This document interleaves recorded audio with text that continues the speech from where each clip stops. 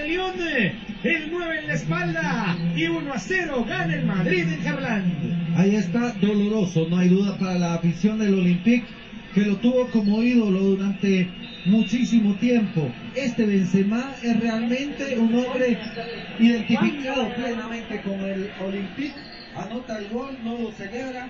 Hay algunos que les gusta celebrar contra su ex equipo, otros que no. A mí no me parece ninguna. Aquí está. Aquí Cristiano Ronaldo. Me parece que es con la cabeza, pero habría que ver otra toma. Sí, yo veo que es con el brazo. Vamos a ver otra toma. Xabi Alonso, quita el micrófono. Se viene la opción para Xabi Alonso que mete el centro, el balón al primer palo.